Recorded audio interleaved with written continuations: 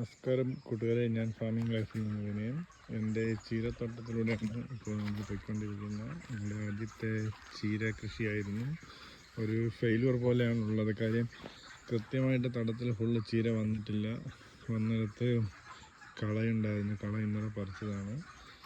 ഒരുപാട് ഗ്യാപ്പ് വന്നിട്ടുണ്ട്. അപ്പോൾ നമ്മൾ പാകുന്നതിലുള്ള ശ്രദ്ധ കുറവാണെന്ന് തോന്നുന്നു. നമ്മൾ ആദ്യമായിട്ടാണ് ചീര കൃഷി ചെയ്യുന്നത്. അതിനകത്ത് ഒരു ഫെയിലുവർ വന്നിട്ടുണ്ട്. ലെസൺ പാകുമ്പോൾ ഉള്ളതാണ്. അരി പാകിയതാണ്. അത്ര സക്സസ്ഫുൾ മെത്തേഡ് അല്ലെന്നാണ് എനിക്ക് തോന്നുന്നത്. ഈ തടമൊക്കെ കുറച്ച് നന്നായിട്ട് വന്നിട്ടുണ്ട്. ഇടതൂർന്ന് വന്നിട്ടുണ്ട്. ഇനി ഇടതൂർന്ന് വരുന്നതാണോ ശരിയെന്നും എനിക്കറിയില്ല കേട്ടോ. ഗ്യാപ്പിൻ്റെ ഒരു പ്രശ്നമുണ്ടോ എന്ന്. ബിറ്റ്വീൻ പ്ലാന്റ്സ് ചിലയിടത്ത് ഗ്യാപ്പ് വളരെ അടുത്തായി തോന്നി. ഈ തടം തന്നെ ശ്രദ്ധിച്ചോ, അതിൻ്റെ പകുതി ഏരിയ യൂട്ടിലൈസ് ആയിട്ടില്ല. ഉള്ളയിടത്ത് കുറച്ച് കൂടുതലായി. പണിക്കാരെ കൊണ്ടായിരുന്നു ചെയ്യിച്ചത്. ഈ തടം പാകി വരാൻ നല്ല ചിലവായിട്ടുണ്ട്. ആക്ച്വലി ഓവറോൾ ഒരു ലോസസ് തന്നെയായിരിക്കും. പിന്നെ ഏരിയ പ്രിപ്പയർ ചെയ്യാൻ നല്ല പൈസയായി. ഇത്ര ഒരു ഏരിയ പ്രിപ്പയർ ചെയ്ത് വരാൻ എനിക്കൊരു 25,000 ആയി labour charge. Okay, continuous use ചെയ്യുമ്പോൾ അത് സെറ്റാവുമെന്ന് വിചാരിക്കുന്നു. പിന്നെ കൂട്ടത്തിൽ പാവൽ ചെയ്തിരുന്നു. പാവലിപ്പോൾ ചെയ്തിട്ട് എത്ര ദിവസമായി? 10 ദിവസമായി. ഒരു പന്തല ഇങ്ങനെ ക്രിയേറ്റ് ചെയ്തിട്ടുണ്ട്. വീട്ടിൽ നിന്ന് ഉണ്ടായിരുന്ന പഴയ പൈപ്പുകളൊക്കെ എടുത്തിട്ട് ഇടയിൽ കുറച്ച് തടിയൊക്കെ ഉപയോഗിച്ചു. ഇങ്ങനെ ആണ് പന്തൽ ചെയ്തേക്കുന്നത്. വ്യക്തമാവുന്നുണ്ടോ എന്നറിയില്ല, എനിക്ക് ക്യാമറ എക്സ്പീരിയൻസും കുറവാണ്. ഇതാണ് പാവൽ തടങ്ങൾ. പാവലപ്പം കയറിലേക്ക് കയറി തുടങ്ങിയിട്ടുണ്ട്. കുഴപ്പമില്ലാണ്ട് പാവൽ പോകുമെന്ന് വിചാരിക്കുന്നു. പാവൽ തൈ വാങ്ങി നട്ടതാണ് കേട്ടോ. നമ്മുടെ കൃഷിഭവനുമായിട്ട് അസോസിയേറ്റ് ചെയ്യുന്ന കുടുംബശ്രീ ടീമിൻ്റെ ഇന്ന്, കുടുംബശ്രീയോ വനിതാ മിഷനാണ് ടീമിൻ്റെ തൈ വാങ്ങിയതാണ്. മെയിൻ തോട്ടം റംബൂട്ടാനാണ്. അതിനിടയിൽ കുറച്ച് സ്പേസ് ഉള്ളത് യൂസ് ചെയ്യുന്നതാണ്. നമുക്കിങ്ങനെ ഫ്രീ സ്പേസ് ഉള്ളപ്പം ഇത് റംബൂട്ടാനാണ്. പൂത്ത് നിൽക്കുന്ന റംബൂട്ടാൻ 40ഓളം മരങ്ങളുണ്ട്.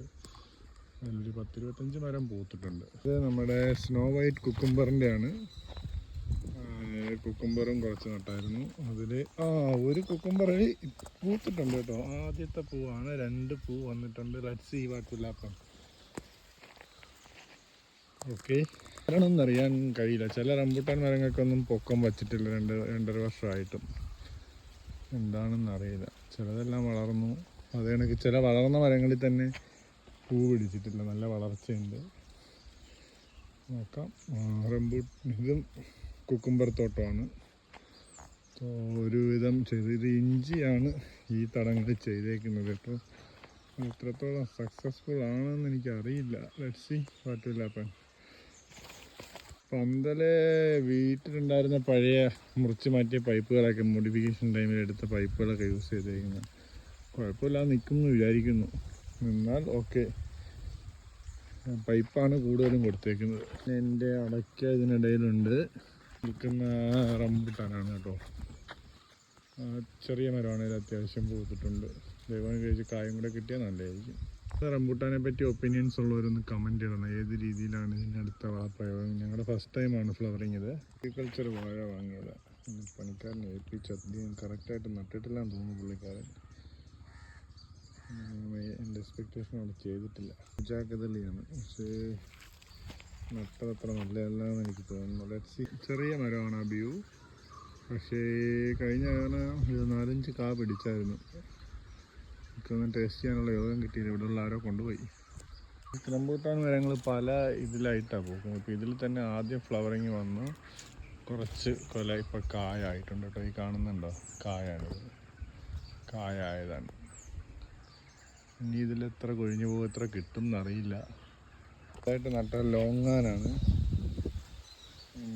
Home ground എടുത്തായി. ഇവിടെ ഒരു എക്സിബിഷൻ കർഷകശ്രീയുടെ വന്നിട്ട് അവിടെ നിന്ന് കുറച്ച് നട്ടത്. ലെറ്റ്സ് സീ എങ്ങനെയാണ് ഇതിൻ്റെ വളർച്ചയെന്നൊക്കെ. അപ്പോൾ ഇന്നത്തേക്ക് ഞാൻ ഈ വീഡിയോ വൈൻഡപ്പ് ചെയ്യാണ്. സ്റ്റാർട്ടിങ്ങും വൈൻഡപ്പൊന്നും എക്സ്പീരിയൻസ് ഇല്ല. ഫസ്റ്റ് വീഡിയോ ആണ്. ഒരു ക്യൂരിയോസിറ്റിക്ക് ഇടുന്നതാണ്. ഉള്ള ഇൻഫർമേഷൻസൊക്കെ ഷെയർ ചെയ്യാം.